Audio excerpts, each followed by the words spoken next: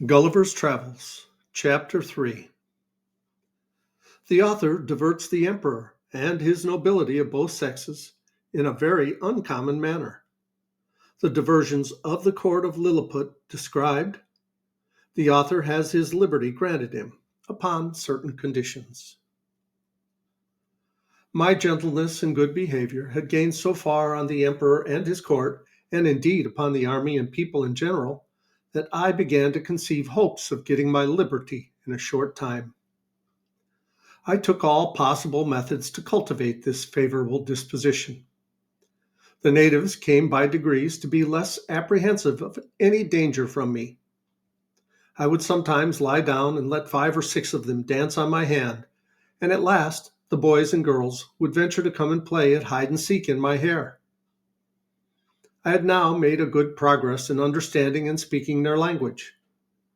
The emperor had a mind one day to entertain me with several of the country shows, wherein they exceeded all nations I have known, both for dexterity and magnificence.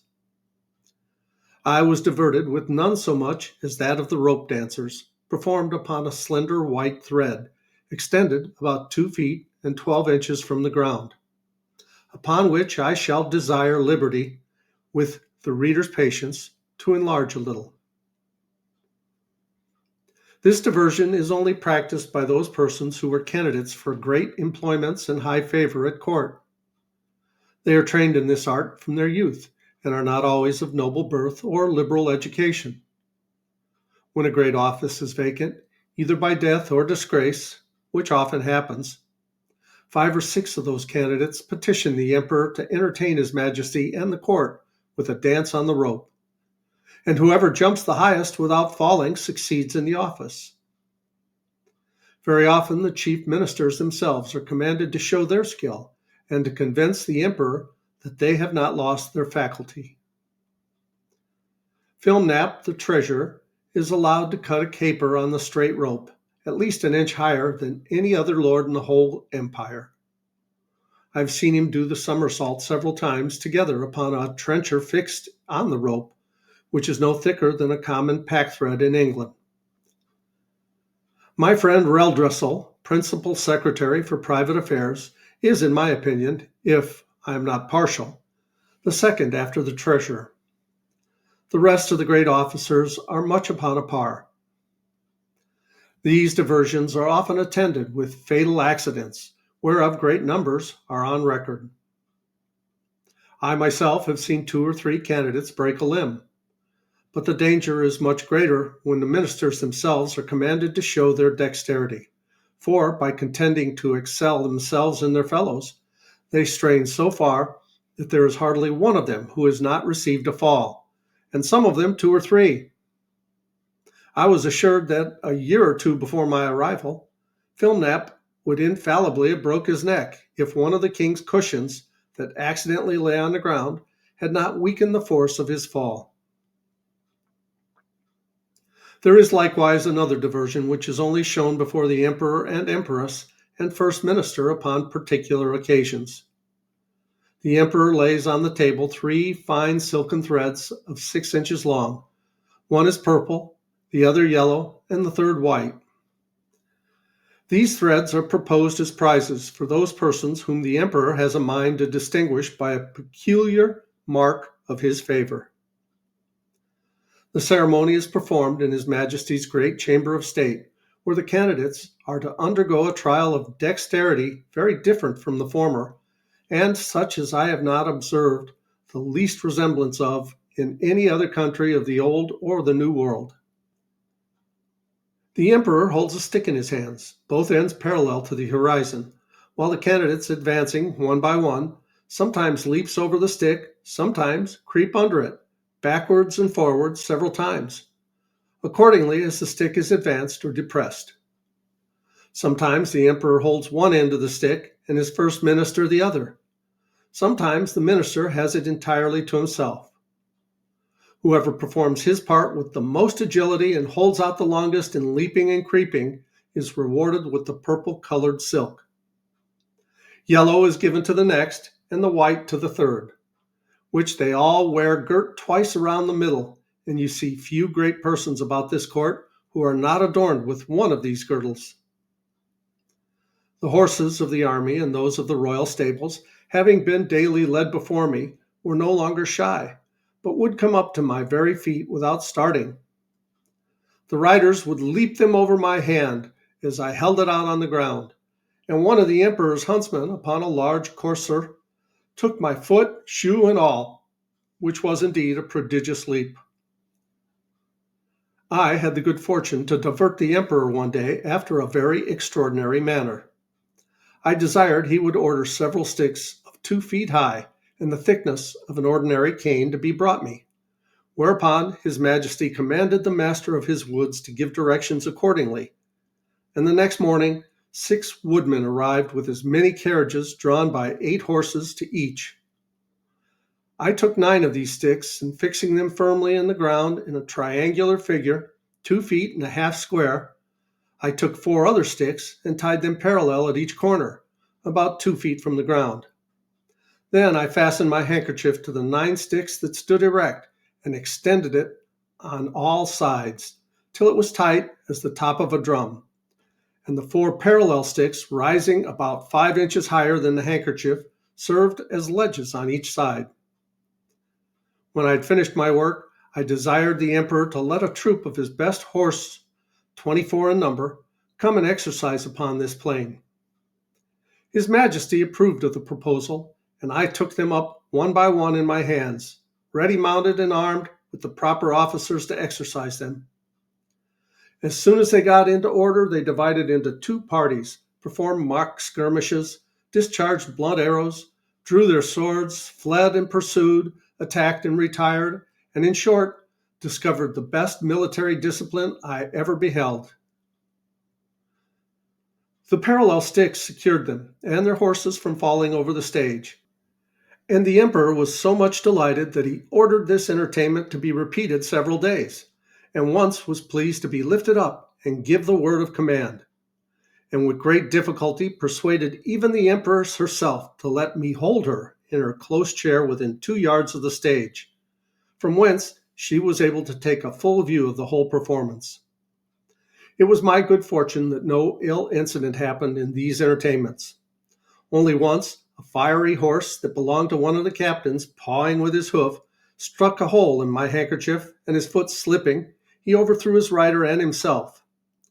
But I immediately retrieved them both, and covering the hole with one hand, I set down the troop with the other in the same manner as I took them up. The horse that fell was strained in the left shoulder, but the rider got no hurt, and I repaired my handkerchief as well as I could. However, I would not trust to the strength of it any more in such dangerous enterprises. About 2 or 3 days before I was set at liberty, as I was entertaining the court with this kind of feats, there arrived an express to inform his majesty that some of his subjects, riding near the place where I was first taken up, had seen a great black substance lying on the ground, very oddly shaped, extending its edges round as wide as his majesty's bedchamber, and rising up in the middle as high as a man; that it was no living creature, as they at first apprehended, for it lay on the grass without motion, and some of them had walked around it several times; that by mounting upon each other's shoulders they had got to the top, which was flat and even, and stamping upon it, they found it was hollow within; that they humbly conceived it might be something belonging to the Man Mountain, and if his majesty pleased, they would undertake to bring it with only 5 horses. I presently knew what they meant, and was glad at heart to receive this intelligence. It seemed, upon my first reaching the shore after our shipwreck, that I was in such confusion that before I came to the place where I went to sleep, my hat, which I had fastened with a string to my head while I was rowing, and had stuck on all the time I was swimming, fell off after I came to land. The string, as I conjecture, breaking by some accident which I never observed, but thought my hat had been lost at sea. I entreated his imperial majesty to give orders it might be brought to me as soon as possible, describing to him the use and nature of it, and the next day the wagoners arrived with it, but not in a very good condition. They had bored 2 holes in the brim, within an inch and a half of the edge, and fastened two hooks to the holes. These hooks were tied by a long cord to the harness, and thus my hat was dragged along for about half an English mile. But the ground in that country being extremely smooth and level, it received less damage than I expected. 2 days after this adventure, the emperor, having ordered that part of his army, which quarters in and about his metropolis, to be in readiness, took a fancy of diverting himself in a very singular manner. He desired that I would stand like a colossus, with my legs as far asunder as I conveniently could. He then commanded his general, who was an old, experienced leader and a great patron of mine, to draw up the troops in close order and march them under me, the foot by 24 abreast and the horse by 16, with drums beating, colors flying, and pikes advanced. This body consisted of 3,000 foot and 1,000 horse. I had sent so many memorials and petitions for my liberty that His Majesty at length mentioned the matter, first in the cabinet and then in a full council, where it was opposed by none except Skyrish Bolgolam, who was pleased, without any provocation, to be my mortal enemy. But it was carried against him by the whole board and confirmed by the emperor. The minister was Galbet, or admiral of the realm, very much in his master's confidence, and a person well versed in affairs, but of a morose and sour complexion.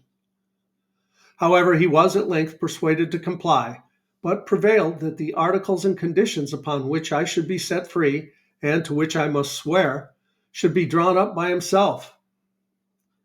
These articles were brought to me by Skyrish Bolgolam in person, attended by 2 undersecretaries and several persons of distinction. After they were read, I was demanded to swear to the performance of them, first in the manner of my own country, and afterwards in the methods prescribed by their laws, which was to hold my right foot in my left hand and to place the middle finger of my right hand on the crown of my head, and my thumb on the tip of my right ear. But because the reader may perhaps be curious to have some idea of the style and manner of expression peculiar to that people, as well as to know the articles upon which I recovered my liberty, I have made a translation of the whole instrument, word for word, as near as I was able, which I here offer to the public. Galbasto mormarin evleme gordello Shelfin Mully Uli Gu, most mighty emperor of Lilliput, delight and terror of the universe, whose dominions extend 5,000 blustrogs, about 12 miles in circumference, to the extremities of the globe, monarch of all monarchs, taller than the sons of men, whose feet press down to the center and whose head strikes against the sun, at whose nod the princes of the earth shake their knees, pleasant as the spring, comfortable as the summer, fruitful as autumn, dreadful as winter. His most sublime majesty proposes to the Man Mountain, lately arrived at our celestial dominions, the following articles, which by a solemn oath he shall be obliged to perform. 1. The Man Mountain shall not depart from our dominions without our license under our great seal. 2. He shall not presume to come into our metropolis without our express order, at which time the inhabitants shall have 2 hours' warning to keep within their doors. 3. The said Man Mountain shall confine his walks to our principal highroads, and not offer to walk or lie down in a meadow or field of corn. 4. As he walks the said roads, he shall take the utmost care not to trample upon the bodies of any of our loving subjects, their horses or carriages, nor take any of our said subjects into his hands without their own consent. 5. If an express requires extraordinary dispatch, the Man Mountain shall be obliged to carry in his pocket the messenger and horse a 6 days' journey once in every moon, and return the said messenger back, if so required, safe to our imperial presence. 6. He shall be our ally against our enemies in the island of Blefuscu, and do his utmost to destroy their fleet, which is now preparing to invade us. 7. That the said man mountain shall, at his times of leisure, be aiding and assisting to our workmen in helping to raise certain great stones towards covering the wall of the principal park and other of our royal buildings. 8. That the said man mountain shall, in 2 moons' time, deliver an exact survey of the circumference of our dominions by a computation of his own paces around the coast. Lastly, that upon his solemn oath to observe the above articles, the said man mountain shall have a daily allowance of meat and drink sufficient for the support of 1,728 of our subjects, with free access to our royal persons and other marks of our favor. Given at our palace at Belfabarock, the 12th day of the 91st moon of our reign. I swore and subscribed to these articles with great cheerfulness and content, although some of them were not so honorable as I could have wished, which proceeded wholly from the malice of Skyresh Balgolam, the High Admiral. Whereupon my chains were immediately unlocked, and I was at full liberty. The Emperor himself in person did me the honor to be by at the whole ceremony. I made my acknowledgments by prostrating myself at His Majesty's feet, but he commanded me to rise, and after many gracious expressions, which to avoid the censure of vanity I shall not repeat, he added that he hoped I should prove a useful servant and well deserve all the favors he had already conferred upon me, or might do for the future. The reader may please to observe that in the last article for the recovery of my liberty, the Emperor stipulates to allow me a quantity of meat and drink sufficient for the support of 1,728 Lilliputians.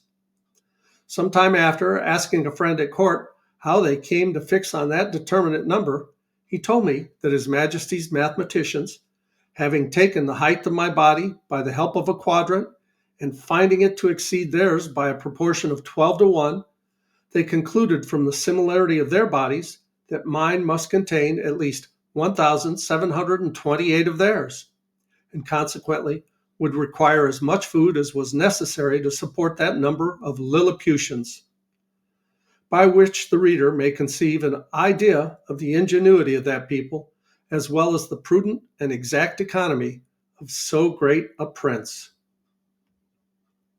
And we'll go on with Chapter 4 in the next video. Please like, subscribe, leave a comment below. Love you guys. As Tigger says, ta-ta for now.